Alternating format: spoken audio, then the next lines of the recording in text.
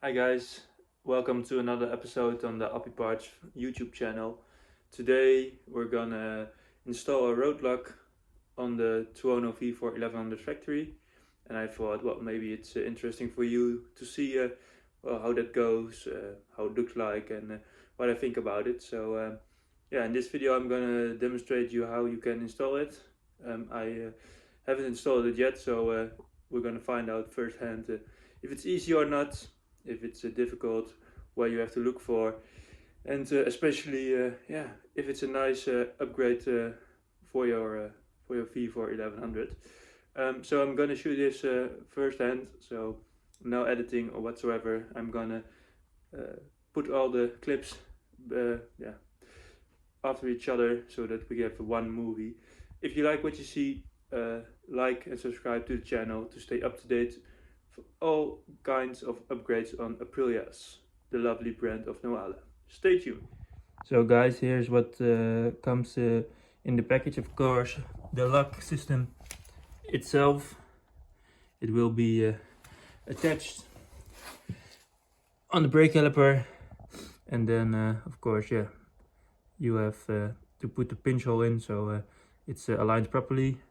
Of course, some bolts, some shims, spacers, of course the lock and the plug itself, the keys to unlock it, some yeah, safety instruction or kind reminders, and of course instruction on how to fit it.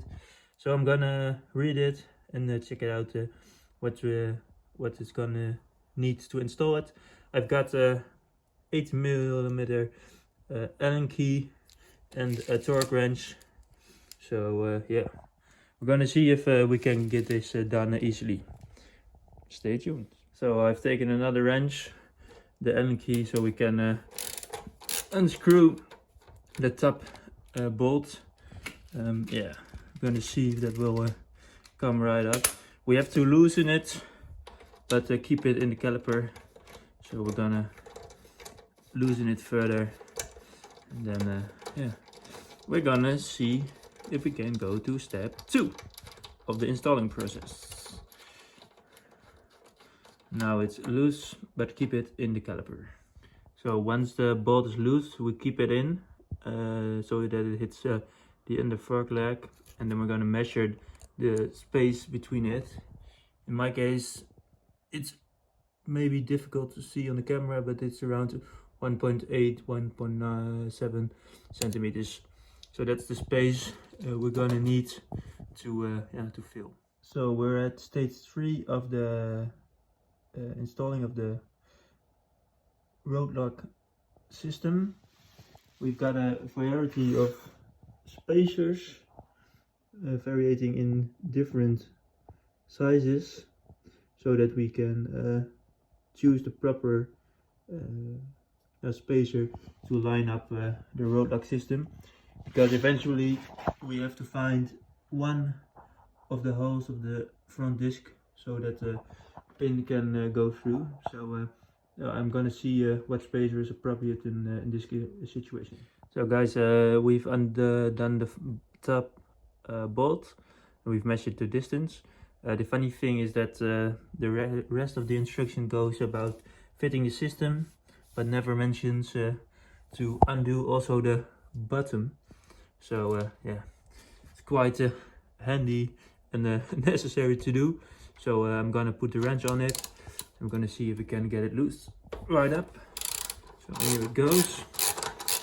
Then we're gonna unscrew that as well, and then yeah, we're gonna try to install it. It's quite difficult with one hand, so I'm gonna stop this now, and then I will get back to you shortly. So guys, I've undone the bolts on the brake caliper, and now I'm gonna install this one. It's a 80mm and yeah, what's it, bolt. Then we're gonna see if it will line up with the spacers. So here we got the brake caliper, one bolt loose in it, and well, I'm gonna install the Roadlok with the appropriate spacer and see how it all fits. So yeah, I'm gonna see that in just a moment.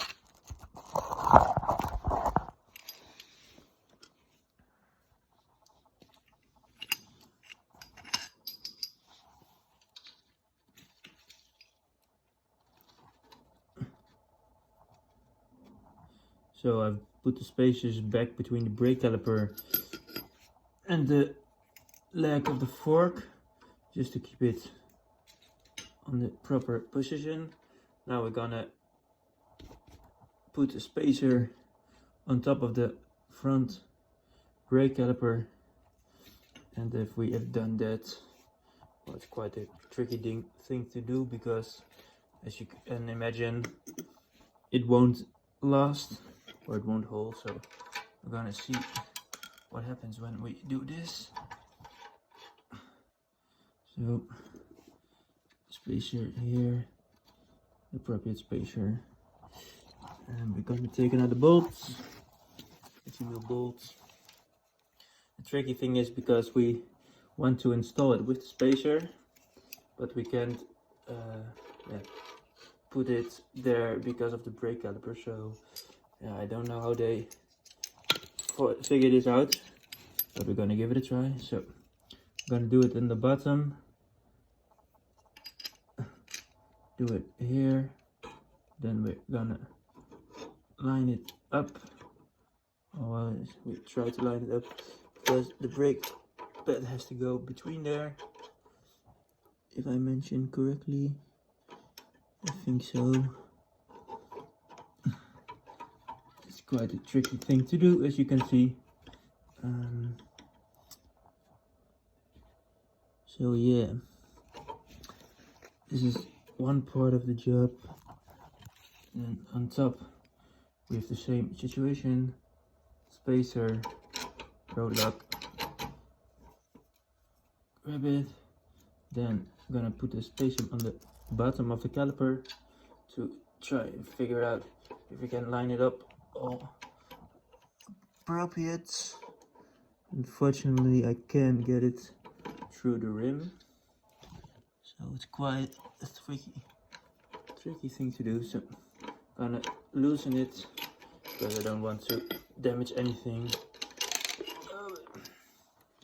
I'm gonna see if and how this all works out, because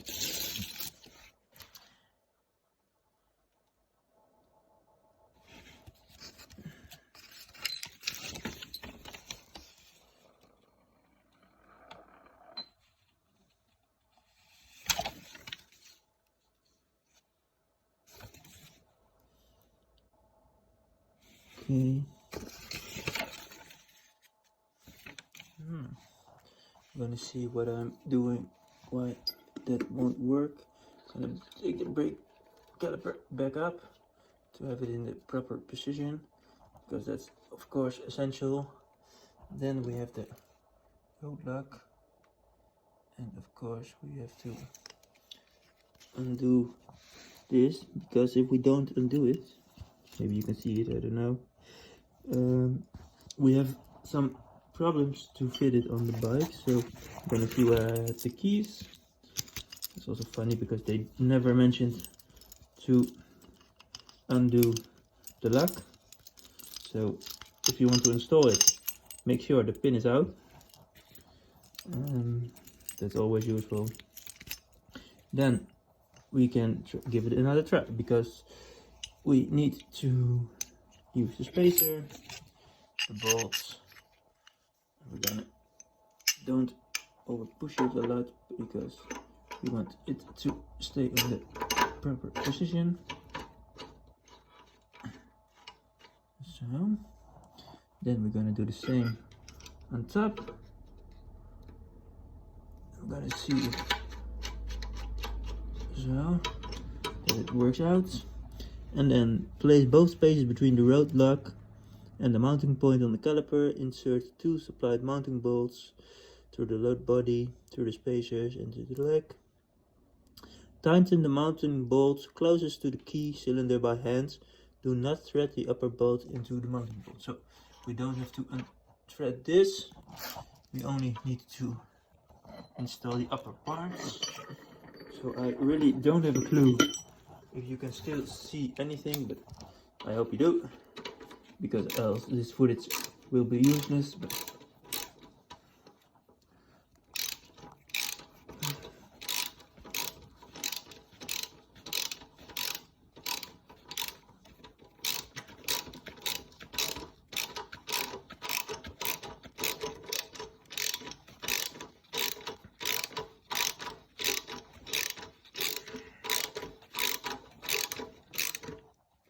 So now we're gonna give it a try to see if the pinch bolt that needs to go in is also firmly in place.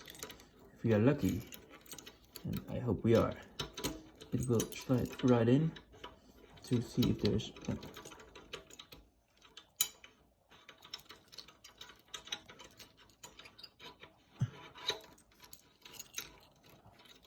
so now it must be secured.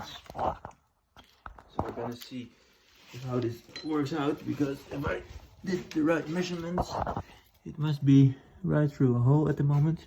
So I think, as you can see, can we take that close footage? I have no idea. Maybe we can see it on camera. I don't know if it can autofocus on it. No, it's quite useless, but so I'm gonna stop this clip and inspect it myself. So guys, as you can see, the top, or excuse me, the bottom bolt is tightened, not on the right moment, but it's tightened enough so that it's firm. Now we have to see how this space looks, because yeah, if originally this was 18 millimeters. Now I have to see, because I've used the 80. As you can see, this gap here is smaller, it's just 1 centimeter, so that's way too short. So we've got also the 19 millimeter bolts. The right here are the original bolts. But yeah, the 19 mil is also provided. So when we put that one in, as you can see, obviously the gap is way bigger. It's 2 centimeters, 2.1 if I'm honest. So we've got some shims here. They are also provided by Roadlok. So we can put that shim on the bolt, and then we're gonna put it back, and then we're gonna measure again, and then we've got 1.5. So that's around the original depth that it was. Good enough for me. So what I'm gonna do now is tighten this up, so that's also yeah, firm.